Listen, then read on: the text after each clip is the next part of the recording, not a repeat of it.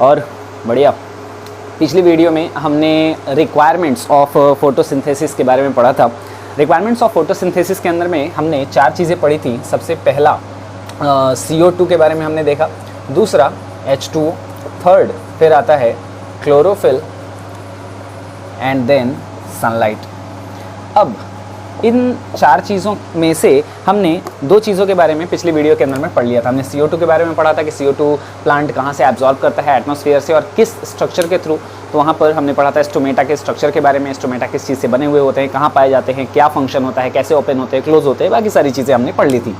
फिर बात आती है H2O की। H2O के बारे में भी हमने डिटेल में पढ़ा था। मतलब हमने H2O के बारे में पढ़ा था कि H2O जो है वो सॉइल से ऑब्टेन होता है रूट्स के ज़रिए और वहाँ से वो जाइलम के थ्रू प्लांट के अंदर में आ जाता है। मैंने एक और बात बताई थी उस वीडियो के अंदर में कि ये जो वाटर ऊपर प्लांट के अंदर में जो एब्जॉर्ब होता है रूट्स के थ्रू, उसका मैकेनिज्म जो है कि आखिर वो सॉइल से रूट के अंदर में आता कैसे है और वो कैसे ट्रांसपोर्ट होता है, उसकी बात हम ट्रांसपोर्टेशन वाले टॉपिक में करेंगे, जो हमारा थर्ड टॉपिक होगा लाइफ प्रोसेस के अंदर में।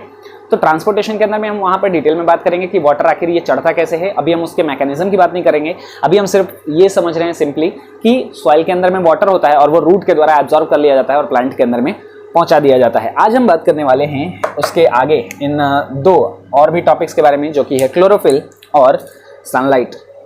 ठीक है, पहले हम बात करते हैं क्लोरोफिल के बारे में कि आखिर क्लोरोफिल होता क्या है। सबसे पहले हेडिंग देंगे क्लोरोफिल।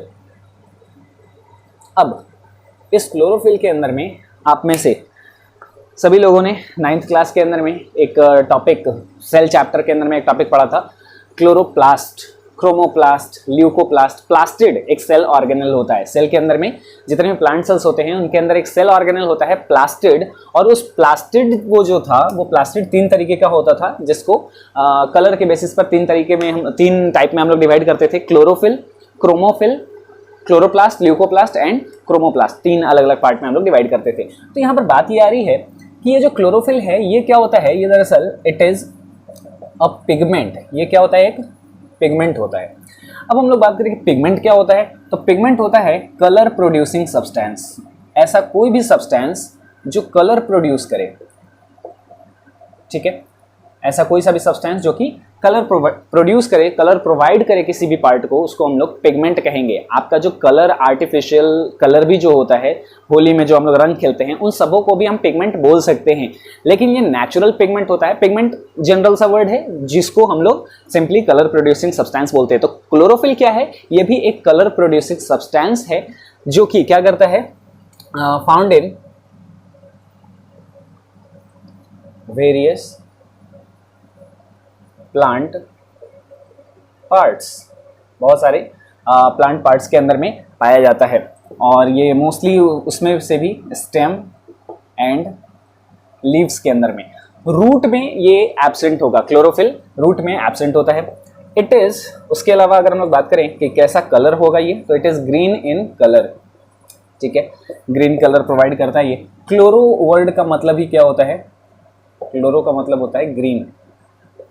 तो जैसे मैंने आपको बताया, पहले आपने 9th क्लास में पढ़ा होगा प्लास्टिड के बारे में। तो जैसे प्लास्टिड होता है, ठीक है ना, तो प्लास्टिड 3 तरीके का होता था। अगर आपको ये चीज़ें जो हैं वो हमें पढ़नी नहीं है, आपने 9th क्लास के अंदर में इसके बारे में डिटेल में आपने पढ़ रखा होगा कि प्लास्टिड जो होता है वो 3 तरीके का होता है, क्लोरोप्लास्ट, क्रोमोप्लास्ट एंड ल्यूकोप्लास्ट। ठीक है, क्लोरो का मतलब ग्रीन, अभी बताया आपको। तो ये ग्रीन कलर के प्लास्ट आया प्लास्टिड से, तो ग्रीन कलर के प्लास्टिड होंगे तो क्लोरोप्लास्ट बोल दिया जाएगा।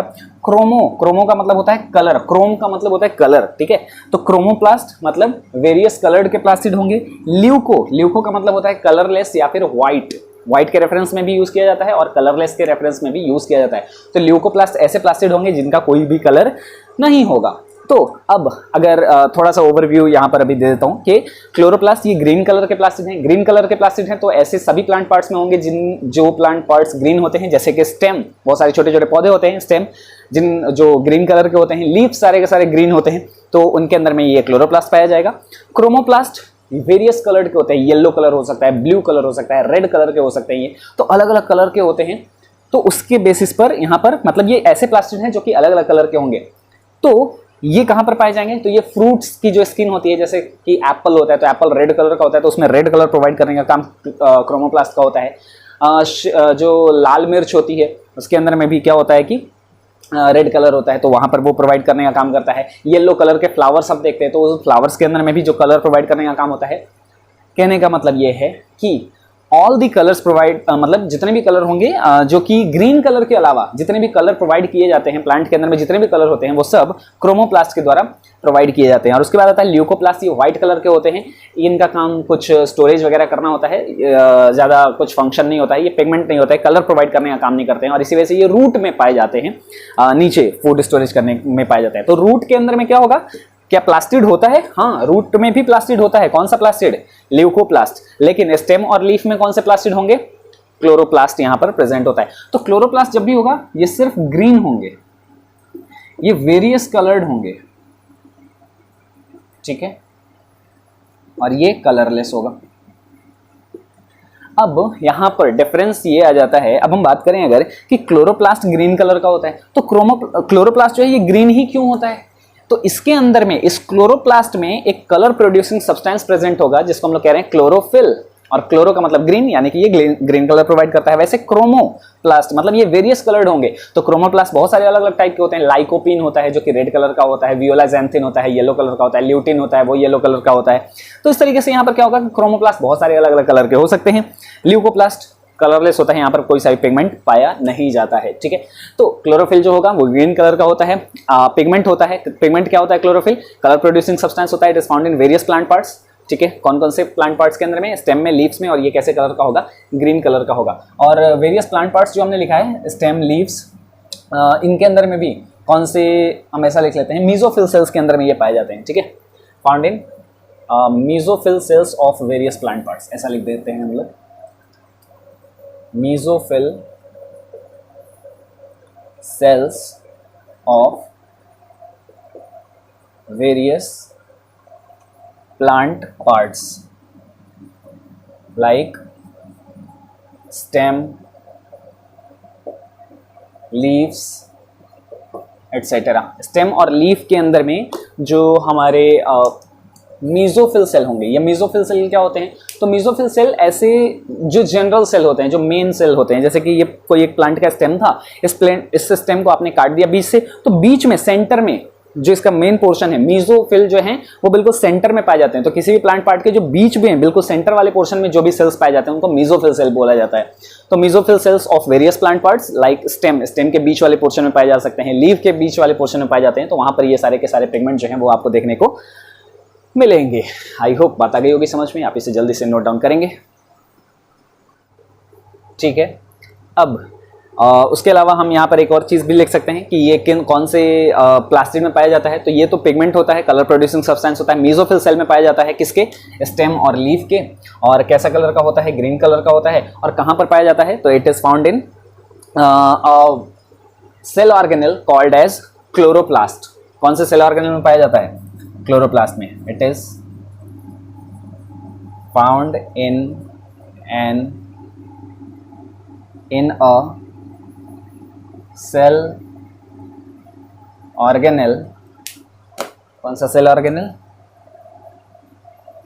क्लोरोप्लास्ट। क्लोरोप्लास्ट में ये पाया जाएगा क्लोरोफिल। वैसे क्रोमोप्लास्ट में अलग अलग पाए जाते हैं, ल्यूकोप्लास्ट में अलग, ल्यूकोप्लास्ट में कोई सा भी पिगमेंट नहीं होता है। तो ये सारी चीज़ें हमको नहीं लिखनी है, बस हमें क्लोरोफिल के बारे में पता करना था। आप इसे जल्दी से नोट डाउन कर लेंगे। अब हम यहाँ पर बात कर लेते हैं लीफ के अलग अलग पोर्शन के बारे में, लीफ के अलग अलग पार्ट्स के बारे में, कि अगर हम लोग ये क्लोरोफिल को अगर हमें देखना होगा, ठीक है ना। ये वो स्ट्रक्चर था, अगर आपको याद हो पिछला वीडियो, तो उसके अंदर में हमने बात करी थी कि जो ऑटोट्रॉफ्स होते हैं, ऑटोट्रॉफ के पास अपना फूड वो खुद से बनाते हैं। और अपना फूड खुद से बनाने के लिए उनके पास क्या कुछ चीज़ें होती हैं? तो सबसे पहले तो होता है उनके पास CO2, H2O, chlorophyll and sunlight. हमारे पास क्या वो चीज़ नहीं है जिसकी वजह से हम लोग फोटोसिंथेसिस नहीं कर सकते, और वो चीज़ होती है क्लोरोफिल। CO2 अपने पास है, H2O अपने पास है, सनलाइट अपने पास है। तो क्लोरोफिल ही वो एक ऐसी चीज़ है जो कि क्या करती है कि जो हमारे पास नहीं होती है, ह्यूमन के पास या एनिमल्स के पास क्लोरोफिल नहीं होता है, और इसी की वजह से क्या होगा कि ह्यूमन जो होते हैं, एनिमल्स जो होते हैं, वो ऑटोट्रॉफ नहीं होते हैं, अपना फूड खुद से नहीं बना सकते हैं, उनको दूसरे किसी भी बॉडी पर डिपेंडेंट होना होता है अपने फूड के लिए। अब ये कहाँ पाया जाएगा, अगर हम देखें तो हम लीफ का पहले क्रॉस सेक्शन देख लेते हैं कि लीफ के अंदर में क्या कुछ चीज़ें प्रेजेंट होती हैं। ठीक है, आपके एनसीईआरटी के अंदर में एक डायग्राम दिया हुआ है पेज नंबर 96 पे, वहाँ पर आप ये वाला आपको डायग्राम नज़र आ रहा होगा। तो इस डायग्राम के अंदर में आपके स्क्रीन पर अभी नज़र आ रहा होगा, इस डायग्राम के अंदर में यहाँ पर क्लियरली मेंशन किया हुआ है अलग अलग लीफ के ट्रांसवर्स सेक्शन के बारे में। अब अगर हम लोग लीफ के बारे में अगर देखें कि लीफ का कौन कौन सा पार्ट है, तो लीफ को हम लोग क्या कर रहे हैं कि यूं काट के देख रहे हैं, जैसे कि ये एक लीफ था, तो हम क्या कर रहे हैं कि आपको करना ये है कि आपको लीफ को इस तरीके से यहाँ पर कट कर देना है, इंसिजन लगाना है इसके अंदर में। तो ये कोई एक बिल्कुल जैसे कि ये लीफ है, ये जो पूरा का पूरा बोर्ड है, हम ऐसा मान लेते हैं कि ये लीफ का पोर्शन है। लीफ का ये वाला जो मेन प्लेन है, इस प्लेन को हम लोग क्या कहते हैं, लीफ लैमिना। अब हम इसको क्या करते हैं कि बोर्ड को यहाँ से यूं काट देते हैं। तो अगर जब हम लोग यहाँ से काट लेते हैं बीच से, और उसके पतले से पार्ट को अगर हम लोग देखें, ठीक है, आपको चीज़ें नहीं समझ में आ रही होंगी, तो जैसे कि ये आपकी एनसीईआरटी की बुक है, तो ये एनसीईआरटी की बुक हम ऐसा समझ लेते हैं कि ये क्या है, अपने पास ये एक लीफ है। ठीक है, तो ये एक लीफ है, और हम लोग क्या कर रहे हैं कि इस लीफ को यहाँ से बीच से ऐसे इंसिजन लगा रहे हैं, इसके अंदर में यूं ऐसे काट के देख रहे हैं, तो हमें ऐसा नजर आएगा। ये वाला पोर्शन हमने ऐसे काट दिया, तो ऐसी चीजें हमको नजर आएंगी। तो हम देख रहे हैं कि लीफ के ऊपर वाले पोर्शन पे कौन कौन सी चीजें प्रेजेंट है, अंदर में क्या प्रेजेंट है, बीच में क्या प्रेजेंट है ना, और नीचे वाली सरफेस पर क्या प्रेजेंट है। तो हम लोग लीफ को यूं काट के और यूं देख रहे हैं हम लोग। ठीक है, तो हम इसका क्रॉस सेक्शन देख रहे हैं लीफ का, और लीफ के क्रॉस सेक्शन के अंदर में हमको क्या कुछ चीजें नजर आएंगी, हम उनके बारे में बात करते हैं। तो अब यहाँ पर जरा अगर हम समझ लें कि लीफ के अंदर में दो फेसेस होती हैं। आपने एक फेस, अलग अलग का फेस का नाम सुना होगा, एक होता है डॉर्सल फेस और एक होता है वेंट्रल फेस। डॉर्सल का मतलब होता है अबव, वेंट्रल का मतलब होता है बिलो। बिलो फेस हम लोग कहते हैं, एक्चुअल मतलब अबव और बिलो नहीं होता है। डॉर्सल का मतलब ऊपर, जो अबव या अपर फेस। ठीक है, आप ऐसा याद रखना कि किसी भी एनिमल के अंदर में, किसी भी प्लांट के अंदर में, उसका कोई सा भी एनिमल जो खड़ा हुआ रहेगा, उसका जो पीछे वाला बैक साइड वाला पोर्शन होगा या फिर ऊपर वाला जो पोर्शन होगा, उसको हम डॉर्सल फेस कहेंगे। ह्यूमन पहले कैसे होते थे, तो ह्यूमन जो है, या फिर हम कोई अगर एनिमल का एग्जाम्पल मानकर चलें कि ऐसा कोई एनिमल था, ठीक है, ऐसा, तो इस एनिमल के जो बॉडी का ऊपर वाला जो सरफेस है, इसकी पीठ जो है ये सन की तरफ होती है, तो ये जो होगा ये डॉर्सल फेस होगा, और इसके पेट की तरफ वाला हिस्सा जो होगा ये वेंट्रल फेस होगा।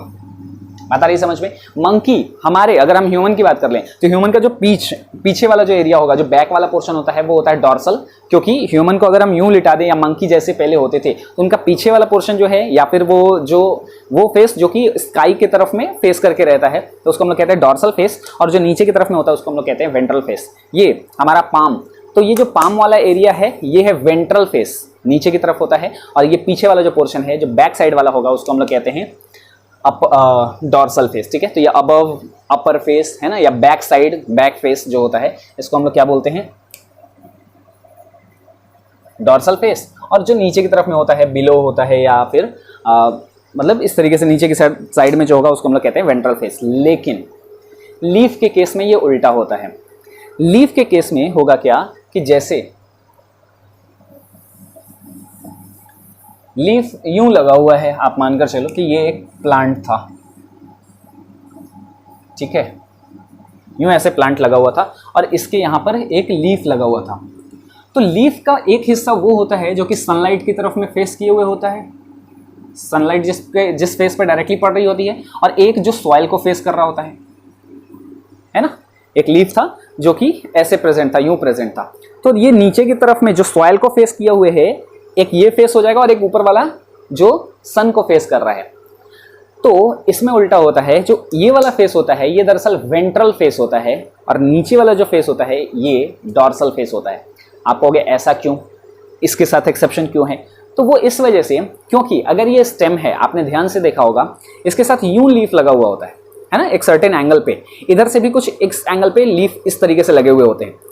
अब अगर हम पूरे प्लांट को अगर हम क्लोज करें तो लीफ को आप इस तरीके से बंद करोगे, तो बाहर का हिस्सा जो होगा उसे हम लोग डॉर्सल फेस कहेंगे, और अंदर का हिस्सा, ये अंदर का हिस्सा है ना जो कि सनलाइट को फेस कर रहा है, तो अंदर का हिस्सा था, इस वजह से इसको वेंट्रल कह रहे हैं। और ये जो बाहर वाला पोर्शन है जो कि जब ओपन हो जाएगा लीफ इस तरीके से स्टेम को छोड़ के, तो वो सॉइल को फेस कर रहा होगा, बाहर वाला हिस्सा जो है ये सॉइल को फेस कर रहा होगा, तो इसी वजह से इस वाले हिस्से को हम लोग क्या कहते हैं, डॉर्सल फेस, क्योंकि ये नॉर्मल कंडीशन में सॉइल को फेस नहीं कर रहा था, नॉर्मल कंडीशन में बाहर वाली फेस थी, इस वजह से इसको हम लोग डॉर्सल कहते हैं। और अंदर वाले फेस को जो कि सन की तरफ में फेस किए हुए होता है, तो इस फेस को हम लोग वेंट्रल फेस कहते हैं। तो इस चीज का ध्यान रखिएगा, लीफ के अंदर में उल्टा होता है, लीफ के अंदर में ऊपर वाला फेस वेंट्रल होता है और नीचे वाला जो होगा वो डॉर्सल फेस बोला जाएगा। अगेन आपको हम इन सभी चीज़ों के बारे में अभी बात नहीं करते हैं, फिलहाल तो हम ये देखते हैं कि यहाँ पर क्रॉस सेक्शन ऑफ लीफ, जो हमने लीफ का क्रॉस सेक्शन लिया है, मतलब हमने लीफ यूँ लिया हुआ था और ऐसे हमने काट दिया है, तो ऊपर वाले फेस मतलब ये वाला फेस जो है वो कौन सा है, वेंट्रल, और नीचे वाला क्या है, डॉर्सल। अब आपने लीफ के अंदर में आसानी से आपने देखा होगा ध्यान से, तो ऊपर वाली जो फेस होती है, जो लीफ का ऊपर वाला फेस होता है वो काफ़ी ज़्यादा स्मूथ होता है, चिकना होता है ना, ऊपर वाला जो फेस होता है वो काफ़ी चिकना होता है और नीचे वाला काफ़ी ज़्यादा रफ होता है। तो सबसे पहले जो ये अपर फेस है, या फिर इसी को हम लोग क्या कह सकते हैं, वेंट्रल फेस, ठीक है, यहाँ पर उल्टा होगा, ऊपर वाला जो होगा वो वेंट्रल होगा। तो इधर से अगर हम लोग सीक्वेंस वाइज देखते चलें तो लीफ में सबसे ऊपर में क्या प्रेजेंट होगा, एक वैक्सी क्यूटिकल प्रेजेंट होता है, एक वैक्सी क्यूटिकल प्रेजेंट होगा, एक वैक्स की लेयर होती है और वैक्स की ये लेयर काफ़ी थिक होती है, ठीक है। उसके बाद यहाँ पर एपिडर्मिस की एक लेयर होगी, इस एपिडर्मिस को हम अपर एपिडर्मिस कहते हैं, ठीक है। ये जो होता है ना लीफ, ये काफ़ी ज़्यादा सिमेट्रिकल होता है, 3 4 5 6, ठीक है। तो ऊपर में वैक्स की लेयर है, नीचे भी वैक्स की लेयर होगी, यहाँ पर भी वैक्सी क्यूटिकल प्रेजेंट होता है, लेकिन नीचे ऊपर वाला हमने देखा ना कि काफ़ी ज़्यादा स्मूथ होता है, वहाँ पर वैक्स की लेयर है, इस वजह से वो काफ़ी ज़्यादा स्मूथ होता है, थिक लेयर होती है वैक्स की, इस वजह से ये स्मूथ होता है। और नीचे वाली जो लेयर है यहाँ पर भी वैक्स की लेयर होगी, लेकिन ये वाली जो लेयर होती है ये थिन लेयर होती है, इसी वजह से ये रफ होता है। ये अपर एपिडर्मिस है, यहाँ पर लोअर एपिडर्मिस हमको देखने मिलेगा। ये एपिडर्मिस जो होगा वो कैसा होगा, एपिडर्मिस, ये लोअर एपिडर्मिस होगा। अब यहाँ पर बात ध्यान देने की है कि वैक्सी क्यूटिकल एक वैक्स की लेयर है, ये कोई सेल नहीं है, ये लिविंग पार्ट नहीं है। वैसे ही नीचे वाला में भी पोर्शन, ये लिविंग पोर्शन नहीं है वैक्सी क्यूटिकल, लेकिन लिविंग पोर्शन कहाँ से शुरू हो रहा है, इस एपिडर्मिस से। तो ये एपिडर्मिस अपर लेयर है, ये एपिडर्मिस लोअर लेयर है, और इसी के पास प्रेजेंट होता है क्या, स्टोमेटा, ठीक है। स्टोमेटा का जो हमने स्ट्रक्चर देखा था कि लोअर एपिडर्मिस पे पाए जाते हैं, हमने लिखा था वहाँ पर, आपने नोट्स में देख लेना। तो यहाँ पर क्या होगा कि स्टोमेटा सेल्स आर प्रेजेंट, ठीक है, कंटेन्स स्टोमेटा। तो लोअर सरफेस पर क्या होगा, स्टोमेटा प्रेजेंट होते हैं लीफ के लोअर वाले पोर्शन पे, यानी कि डॉर्सल वाले, ये अपर है ये लोअर है, और लोअर या फिर इसी को हम लोग क्या बोलेंगे, डॉर्सल फेस। तो ये डॉर्सल फेस है, ये अपर फेस है, यानी कि वेंट्रल फेस है। तो वैक्सी क्यूटिकल होगी, थिक होगा, वैक्सी क्यूटिकल नीचे भी है तो ये थिन है, ऊपर वाला अपर एपिडर्मिस है, नीचे वाला लोअर एपिडर्मिस है। और अब यहाँ पर होता है मेसोफिल। बताया ना आपको कि बीच में कौन से सेल्स प्रेजेंट होते हैं, मेसोफिल। अब ये मेसोफिल के भी अलग अलग नाम होते हैं, उतना हम डिटेल में नहीं जाने वाले हैं। ये अपर मेसोफिल, ठीक है, और ये लोअर मेसोफिल। बात आ गई होगी आई थिंक समझ में। ऊपर वाला जो मेसोफिल होता है वो पिलर शेप के होते हैं, नीचे वाला जो मेसोफिल होता है वो लूजली पैक्ड होता है ना, और स्फेरिकल शेप के, राउंडेड शेप के, इस तरीके से यहाँ पर सेल्स प्रेजेंट होते हैं। तो बहुत सारी लेयर होती हैं। आपको एनसीईआरटी पेज नंबर 96 पे जो है वो आपको डायग्राम नज़र आ रहा होगा, और वहाँ के अंदर, वहाँ पर उस पेज नंबर 96 पे बहुत सारी चीज़ें जो हैं वो लेवल की हुई हैं, वहाँ पर बहुत सारी चीज़ें जो है वो मेंशन करी हुई हैं। तो आप उनको ज़रूर से एक बार गौर से देखिएगा कि वहाँ पर कौन कौन से पार्ट्स जो हैं वो लेवल किए हुए हैं, तो आपको थोड़ा एक आइडिया लग जाएगा कि ये जो डायग्राम बना हुआ है वो किस तरीके से यहाँ पर शो कर रखा है। तो ऊपर में वहाँ पर वैक्सी क्यूटिकल लिखा हुआ है, उसके बाद अपर एपिडर्मिस लिखा हुआ है, ठीक है। उसके बाद पेज नंबर 96 पे ही फिगर है 6.1, एक सेल बने हुए हैं पिलर सेल्स, जैसे आपको बताया कि वो मेसोफिल सेल हैं, अपर मेसोफिल, ये पिलर शेप के होते हैं। फिर नीचे भी कुछ राउंडेड सेल हैं, ये भी मेसोफिल ही हैं जो कि गोल गोल हैं, और उसी के बीच में एयर स्पेसेस लिखा हुआ है, तो इसके पास एयर स्पेस भी प्रेजेंट होता है। और यहाँ पर जो lower epidermis right hand side में, उसी डायग्राम के राइट हैंड साइड में एक लेवल किया हुआ है लोअर एपिडर्मिस, और लोअर एपिडर्मिस के ही लेफ्ट हैंड साइड में वहाँ पर गार्ड सेल्स भी दिखा रखा है, मतलब वहाँ पर स्टोमेटा भी प्रेजेंट होता है। ये सारी चीज़ें जो हैं आपको देखने को मिल जाएंगी, ठीक है। तो यहाँ पर क्या होगा कि मेसोफिल सेल के अंदर में तो यहाँ पर तो स्टोमेटा प्रेजेंट होता है, और अपर मेसोफिल सेल पर या अपर एपिडर्मिस के पास में यहाँ पर जो है इसके अंदर में क्या प्रेजेंट होगा, तो यहाँ पर प्रेजेंट होता है क्लोरोप्लास्ट या फिर क्लोरोफिल, ठीक है। तो ये क्या इसके पास क्या होगा, कंटेन्स क्लोरोफिल। क्लोरोफिल को शॉर्ट में हम लोग CHL लिख देते हैं, क्लोरोफिल, इसको हम लोग CHL यूँ भी आपको लिखा हुआ मिल जाएगा, तो यहाँ पे समझ लीजिएगा आप, ये क्लोरोफिल लिखा हुआ है। तो it contains chlorophyll and air spaces, जो आपको डायग्राम में नजर आ रहा है वहाँ पर NCERT के अंदर में कि एयर स्पेसेस वहाँ पर दे रखा है, और यहाँ पर भी क्लोरोफिल और एयर स्पेसेस प्रेजेंट होते हैं। लेकिन ध्यान रखिएगा कि ऊपर वाले मेसोफिल सेल के अंदर में यहाँ पर जो क्लोरोफिल होगा ये ज़्यादा होंगे, मोर इन नंबर, किसके कंपैरिजन में, जो लोअर मेसोफिल सेल हैं। तो यहाँ पर जो क्लोरोफिल होगा तो नीचे वाले में कम क्लोरोफिल होते हैं, ऊपर वाले में ज़्यादा क्लोरोफिल होते हैं। क्यों ऐसा होता है, क्योंकि सनलाइट ऊपर से आ रही होती है, तो ज़्यादा क्लोरोफिल क्या करेंगे, यहाँ पर इनको ज़रूरत होती है। अब ये क्लोरोफिल करते क्या हैं, क्लोरोफिल की अगर हम लोग फंक्शन की बात करें कि आखिर ये क्लोरोफिल करेंगे क्या, तो क्लोरोफिल का मेन फंक्शन होता है कि लाइट एनर्जी को एब्जॉर्ब करना और उसको केमिकल एनर्जी में कन्वर्ट करना। मतलब ये कि हमने जैसे बात करी कि हम लोग क्या कर रहे हैं, जो प्लांट फोटोसिंथेसिस करता है तो उसके अंदर में CO2 चाहिए होता है, H2O चाहिए होता है। उसका क्या रोल होता है हम आगे मैकेनिज्म में देखेंगे।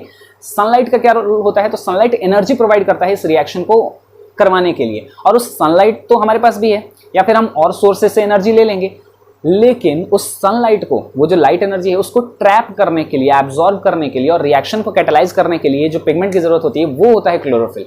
तो इस वजह से क्लोरोफिल की जरूरत पड़ती है, और क्लोरोफिल क्या करता है कि it absorbs sunlight as well. बात आ गई होगी समझ में। उसके बारे में भी अभी हम लोग एक पॉइंट यहाँ पर लिख लेंगे। पहले फिलहाल आप हेडिंग देंगे क्रॉस सेक्शन ऑफ लीफ, और इस हेडिंग के अंदर में आप ये क्रॉस सेक्शन है, ये ऊपर से लेके नीचे तक अलग अलग लेयर है। आप चाहें तो ये भी लिख सकते हैं, ये आप लिख लेना, वैसे सिंपल होगा। और NCERT के अंदर में आपके डायग्राम भी दिया हुआ है, तो वहां से आपको चीजें समझ में आ जाएंगी। चलिए अब उस एक पॉइंट को पहले डिस्कस करते हुए हम लोग आगे बढ़ते हैं कि क्लोरोफिल का क्या फंक्शन होता है। तो क्लोरोफिल के फंक्शन में हम लोग लिख देंगे क्लोरोफिल में कि इट एब्जॉर्ब्स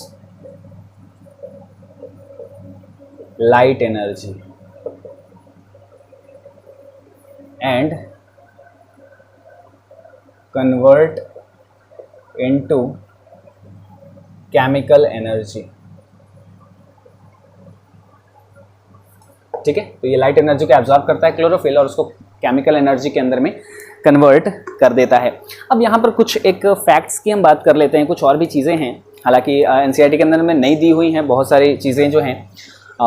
हम लोग यहाँ पर इसी वजह से एकदम इसको शॉर्ट स्वीट रखने की कोशिश कर रहे हैं ताकि ये हमारा लेक्चर काफ़ी ज़्यादा बड़ा ना हो जाए। और क्वेश्चन जहाँ से पुट करने हैं, मेरा यही टारगेट है शुरू से कि आपके बायो में मैक्सिमम 100% मार्क्स यहाँ पर लाकर मैं आपको दूँ। और NCERT से बाहर के क्वेश्चन नहीं आते हैं। मैंने पहले भी वीडियो में बता रखा है कि हमें क्या करना है कि सिर्फ और सिर्फ NCERT पे फोकस करना है। NCERT से सारी की सारी चीज़ें निकालनी है, क्योंकि अगर आप पिछला रिकॉर्ड अभी तक का देखें तो NCERT से बाहर के क्वेश्चन नहीं पूछे जाते हैं। लेकिन फिर भी हमारा 100% मार्क्स क्यों नहीं आता है बायो में, क्योंकि हमें पता नहीं है कि क्वेश्चन पुट कैसे किए जाते हैं, एग्जाम के अंदर में क्वेश्चन बनाए कैसे जाते हैं। तो उस चीज़ के लिए यहाँ पर NCERT को हमें पहले बारीकी से पढ़ना होगा, एक एक चीज़ों को समझना होगा। आप NCERT ऊपर ऊपर रीडिंग लगा के लोग पढ़ा देते हैं और समझ लेते हैं कि NCERT तो हो गया, हमने तो NCERT सीधा सीधा पढ़ा था। NCERT के अंदर में एक वर्ड भी कोई लिखा हुआ होता है तो आपको उसके बारे में पहले डीप में जाना होता है कि हाँ हमें कहाँ तक उसको पहुँचाना है, लेके टॉपिक को ये पता होना चाहिए। और उसके लिए आपको एग्जाम्पलर पढ़ना पड़ेगा, आपको एग्जाम्पलर के क्वेश्चन सॉल्व करने पड़ेंगे। जब आप एग्जाम्पलर सॉल्व करेंगे तो वहाँ पर आपको आइडिया लगेगा कि यार इस टॉपिक के अंदर में ज़्यादा इन्फॉर्मेशन तो नहीं लिखी हुई थी हमारे टेक्स्ट बुक में, लेकिन उससे रिलेटेड क्वेश्चन किस किस टाइप के आ रहे हैं। तो मेरी अगेन आपसे अपील है कि आप जो एग्जाम्पलर है NCERT की तरफ से वो आप ज़रूर खरीद लें, वो आप ज़रूर ले लें। एग्जाम्पलर का लिंक और उसकी NCERT की वेबसाइट का लिंक भी आपको डिस्क्रिप्शन में मिल जाएगा। आप वहाँ पे चले जाना। एनसीईआरटी टेक्स्ट बुक अभी जिन लोगों के पास नहीं होगी क्लास 10th की, उसका भी लिंक आपको डिस्क्रिप्शन में मिल जाएगा। क्लास 10th की जो एनसीईआरटी है, तो वो आप जाएं वहाँ पर और एग्जाम्पलर डाउनलोड कर लें। लैब मैनुअल से क्वेश्चन कई बार पूछे जाते हैं, जैसा मैंने आपको पिछली वीडियो के अंदर में भी बताया था कि स्टोमेटा का जो एक बार स्ट्रक्चर पूछा गया था कि स्टोमेटा का शेप, जो गार्ड सेल्स का शेप होता है वो किस तरीके का होता है। तो डाइकॉट के अंदर में तो बीन शेप होगा, लेकिन मोनोकॉट के अंदर में क्या होगा, डम्बल शेप का होता है। तो ये छोटी छोटी बारीकियाँ होती हैं जो आपको पकड़नी होती हैं, तभी आप 100% आप स्कोर कर सकते हैं, बिल्कुल कर सकते हैं। चलिए, तो यहाँ पर क्लोरोफिल की बात हो जाती है। अब यहाँ पर थोड़ा सा हम आगे बढ़ते हुए ये समझ लेते हैं कि जो जो क्लोरोप्लास्ट होता है, ठीक है, क्लोरोप्लास्ट की हमने बात करी कि क्लोरोप्लास्ट के अंदर में ही क्या प्रेजेंट होते हैं, क्लोरोफिल नाम के पिगमेंट्स प्रेजेंट होते हैं। और क्लोरोप्लास्ट के अंदर में दो स्ट्रक्चर होता है मेनली, एक होता है ग्रेना, या फिर इसी को हम लोग कहते हैं ग्रैनम। स्ट्रक्चर के बारे में हम डिटेल में बात नहीं करेंगे, आपने 9th क्लास के अंदर में पढ़ा होगा इसके बारे में। और दूसरा होता है स्ट्रोमा, यानी कि इसी को हम लोग कहते हैं मैट्रिक्स। अब ग्रेना जो है, इसके अंदर में चल रहा होता है लाइट रिएक्शन, ठीक है। मतलब अब फोटोसिंथेसिस जो होता है वो दरअसल 2 स्टेप में कंप्लीट होता है, light reaction and dark reaction. Light reaction को लाइट रिएक्शन क्यों कहते हैं, क्या लाइट रिएक्शन हमेशा लाइट में होता है, क्या डार्क रिएक्शन हमेशा डार्क में होता है, सभी की बात आगे करेंगे। फिलहाल अभी हम ध्यान दे रहे हैं कि क्लोरोप्लास्ट जो होगा उसके 2 पार्ट होंगे, ग्रेना एंड स्ट्रोमा। ग्रेना के अंदर में चल रहा होता है लाइट रिएक्शन, और ये जो लाइट रिएक्शन होता है ना, ये कॉमन होता है in all photosynthetic organism. Photosynthetic plants अपन लिख लेते हैं ना, जितने फोटोसिंथेटिक प्लांट्स हैं उन सभी में ये होता है लाइट रिएक्शन। ऐसा कोई सा भी प्लांट नहीं होगा जिसके अंदर में लाइट रिएक्शन नहीं होता हो, ठीक है। तो क्या कहने का मतलब है, क्या ऐसा भी कुछ स्ट्रक्चर होगा, क्या कोई ऐसी भी रिएक्शन होगी जो सभी में नहीं होती है? तो हाँ, बिल्कुल, इसी वजह से यहाँ पर लाइट रिएक्शन के बारे में लिखा गया है कि ये सभी में होगा। मतलब डार्क रिएक्शन क्या सभी में नहीं होता है? जी हाँ, डार्क रिएक्शन जो है ये भी अलग अलग टाइप का होता है। तो इसी वजह से यहाँ पर पहले हमने स्पेशल मेंशन करा है कि लाइट रिएक्शन जो होगा वो सभी फोटोसिंथेटिक प्लांट के अंदर में देखने को मिलेगा। और स्ट्रोमा और मैट्रिक्स के अंदर में जो चल रहा होता है रिएक्शन, उसको हम लोग कहते हैं पहली बात कि डार्क रिएक्शन कहेंगे। डार्क रिएक्शन को डिस्कवर करा था ब्लैकमैन ने, डिस्कवर्ड बाय ब्लैकमैन, ठीक है। आप ध्यान से बिना वीडियो को स्किप करते हुए ध्यान से देखते हुए चलिएगा, तो आपको चीज़ें कुछ एक्रोनिम समझ में आएंगे। जैसे कि मैंने अभी यहाँ पर यूज़ किया डी, और इसका मतलब होता है डिस्कवर्ड। ये होता नहीं है, ये मैंने खुद से बनाया हुआ है इस तरीके से कि डी यानी कि ऐसा, डिस्कवर्ड बाय ब्लैकमैन। अब आप में से कहोगे कि इस डार्क रिएक्शन को तो हम लोग C3 साइकिल के नाम से जानते हैं, कैल्विन साइकिल के नाम से जानते हैं। तो जी हाँ, यहाँ पर होता क्या है कि लाइट रिएक्शन जो है ये कॉमन होता है सभी में, और उसके बाद होता है डार्क रिएक्शन। और डार्क रिएक्शन जो है ये अलग अलग टाइप का होता है, ठीक है। डार्क रिएक्शन जो है वो बहुत सारे अलग अलग टाइप का हो सकता है, जैसे C3 साइकिल हो सकता है, C4 साइकिल हो सकता है, ठीक है, C2 साइकिल हो सकता है, कैम पाथवे हो सकता है ना। अब C3 साइकिल, यहाँ पर C3 को C3 क्यों कहते हैं, C4 को C4 क्यों कहते हैं, है ना, C2 को C2 साइकिल क्यों कहते हैं, उन सभी के बारे में हम डिटेल में नहीं जाएंगे। वैसे भी ये हम एक्स्ट्रा पढ़ रहे हैं, थोड़ा डिटेल में हम जा रहे हैं कि ग्रेना होगा, स्ट्रोमा होगा। 2 क्लोरोप्लास्ट के अंदर में 2 स्ट्रक्चर होते हैं, ग्रेना एंड स्ट्रोमा। ग्रेना के अंदर में लाइट रिएक्शन चल रही होती है और ये सभी के अंदर में कॉमन होता है, लाइट रिएक्शन सभी में होगा। फिर डार्क रिएक्शन जो होता, स्ट्रोमा के अंदर में डार्क रिएक्शन चल रहा होता है, जिसको डिस्कवर्ड किया था ब्लैकमैन ने। अब डार्क रिएक्शन जो होता है वो हर प्लांट के अंदर में अलग अलग टाइप का होता है, किसी के अंदर में C3, किसी में C4, C2, कैम पाथवे, इस तरीके से बहुत सारे अलग अलग टाइप के पाथवे होते हैं। अब हम बात करते हैं कि ये जो C3 साइकिल है, इसको दरअसल हम लोग क्या कहते हैं, इसको कहते हैं Calvin cycle. Calvin Benson cycle किन्होंने डिस्कवर करा था? तो अब आप समझ जाओगे आसानी से कि कैल्विन और बेंसन नाम के जो 2 साइंटिस्ट थे, इन्होंने मिलकर डिस्कवर किया था। तो इसी वजह से इसको कैल्विन साइकिल भी नाम देते हैं, कैल्विन बेंसन साइकिल भी नाम देते हैं। तो बहुत सारे इसके नाम से पुकारा जाता है, ठीक है ना। तो डिस्कवर्ड बाय ब्लैकमैन और कैल्विन बेंसन साइकिल बोला जाता है, क्योंकि कैल्विन और बेंसन ने मिलकर इनको डिस्कवर करा था। C4 साइकिल C4 साइकिल जो होता है इसको हैच एंड स्लैक साइकिल बोलते हैं, ठीक है। तो हैच और स्लैक नाम के साइंटिस्ट ने डिस्कवर करा था। तो इस तरीके से बहुत सारे साइकिल होते हैं। कैम पाथवे आपका होता है, क्रैसुलेशन, एसिड मेटाबॉलिज्म इसको कहते हैं। अब यहाँ पर बात ध्यान देने की ये है कि डार्क रिएक्शन को डिस्कवर किया था ब्लैकमैन ने, और डार्क रिएक्शन में C3 साइकिल को डिस्कवर किया था कैल्विन और बेंसन ने। कैल्विन साइकिल भी बोल दिया जाता है, कैल्विन बेंसन साइकिल भी बोल दिया जाता है, दोनों नाम यहाँ पर लिया जाता है। C3 में C3 का मतलब क्या है, तो यहाँ पर आप मैं एक में लिख देता हूँ।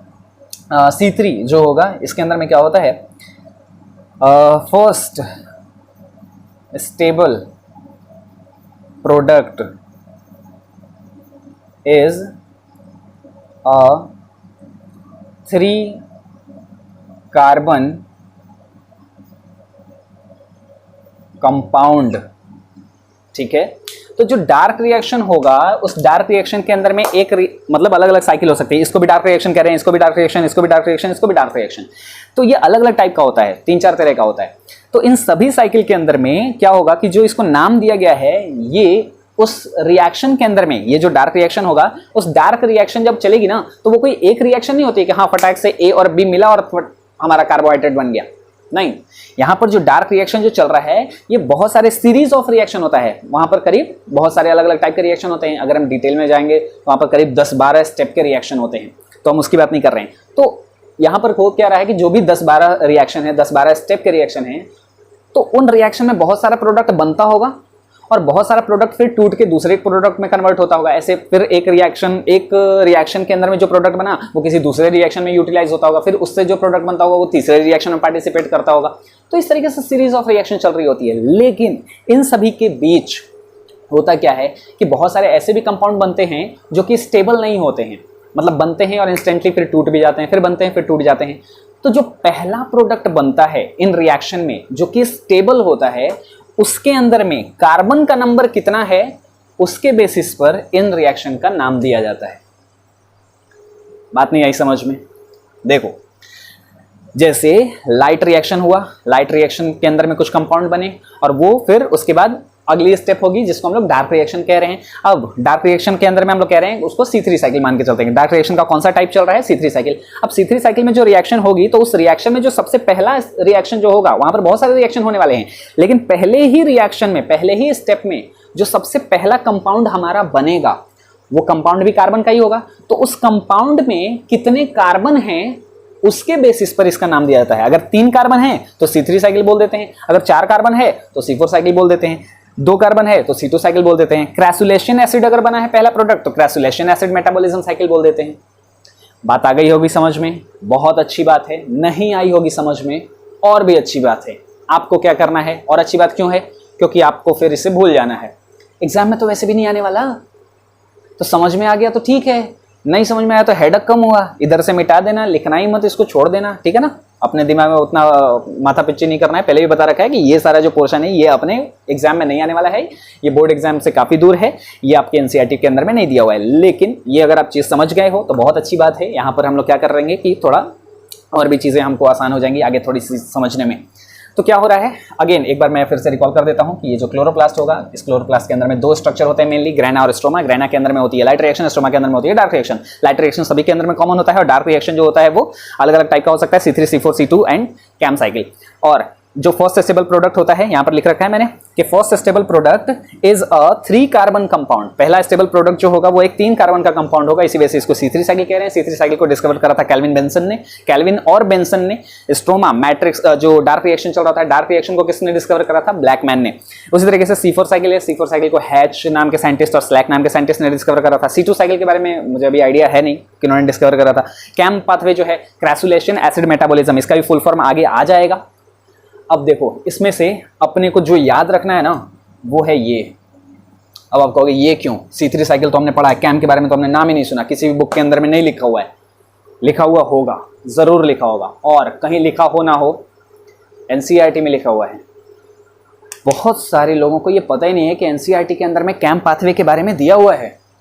10th क्लास की एनसीईआरटी में कैम साइकिल के बारे में दिया हुआ है, लेकिन सीधा सीधा उसने नाम नहीं लिख रखा है कि वो कैम पाथवे है। तो फिलहाल के लिए आप ढूंढना, अगर आपको कैम पाथवे मिल जाए आपके कोई सीनियर होंगे, आप उनसे पूछना, आप बुक में पढ़ लेना, साइड बुक में पढ़ लेना, जो टीचर आपके पढ़ाते होंगे या जहाँ कहीं भी आप पढ़ते होंगे, आप कैंप पाथवे के बारे में जितनी जानकारी जहाँ से जुटा सकते हैं आप जुटा लेना पहले।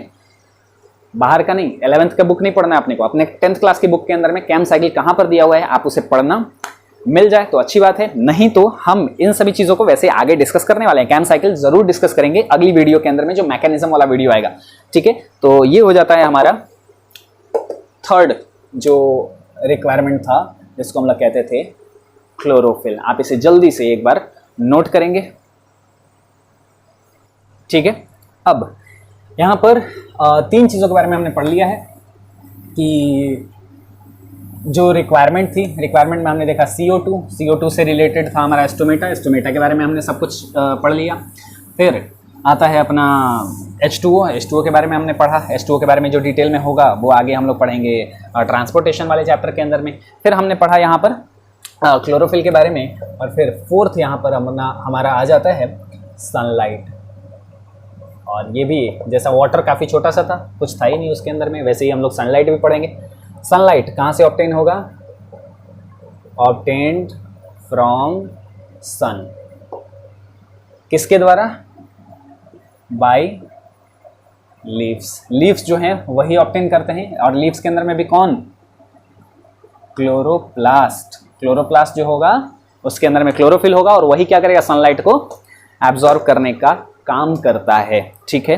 अब यहाँ पर ये हो गई हमारी रिक्वायरमेंट खत्म। अब बात करते हैं हम लोग मैकेनिज्म ऑफ फोटोसिंथेसिस के बारे में, ठीक है। हमने चारों के चारों रिक्वायरमेंट्स पढ़ लिए कि फोटोसिंथेसिस क्या होता है, पहले हमने वो पढ़ लिया। न्यूट्रिशन के अंदर में हम देख रहे थे कि न्यूट्रिशन क्या होता है, न्यूट्रिशन क्यों जरूरी है, न्यूट्रिशन कौन कौन से ऑर्गेनिज्म किस किस टाइप का न्यूट्रिशन करते हैं, न्यूट्रिशन कितने कितने टाइप का होता है, ऑटोट्रॉफिक, हेटरोट्रॉफिक, वो सारी चीजें हमने पढ़ ली। फिर ऑटोट्रॉफिक के अंदर में हमने पढ़ा कि ऑटोट्रॉफिक करने वाले, न्यूट्रिशन करने वाले ऑर्गेनिज्म कौन से होते हैं, ऑटोट्रॉफिक को ऑटोट्रॉफिक क्यों बोलते हैं, कितने टाइप का होता है, फोटो ऑटोट्रॉफिक, कीमो ऑटोट्रॉफिक। फिर फोटोसिंथेसिस के अंदर में हमने देखा कि ये कुछ हायर प्लांट्स के द्वारा किया जाता है और ग्रीन एल्गी के द्वारा किया जाता है। तो फोटोसिंथेसिस के अंदर में किन किन चीज़ों की ज़रूरत होती है, वो चारों चीज़ें हमने पढ़ी, और फिर उन चारों चीज़ों के बारे में हमने डिटेल में डिस्कस कर लिया है। अब हमें पढ़ना है कि फोटोसिंथेसिस होता कैसे है, इससे फूड बनता कैसे है, इसका मैकेनिज्म क्या है, ये रिएक्शन कैसे होता है। तो ये सारी चीज़ें हम लोग पढ़ेंगे अगली वीडियो में, ठीक है। आई होप आपको बातें समझ में आ रही होंगी। अगेन मैं फिर से वो सारी चीज़ें नहीं बोलना चाहता कि आप, पता है कि आपने चैप्टर ख़त्म कर लिया होगा, बहुत सारे लोग पहले पुराना पिछला बहुत सारा वीडियो इस लॉकडाउन के अंदर में लाइफ प्रोसेस बहुत सारे लोगों का ख़त्म हो गया है।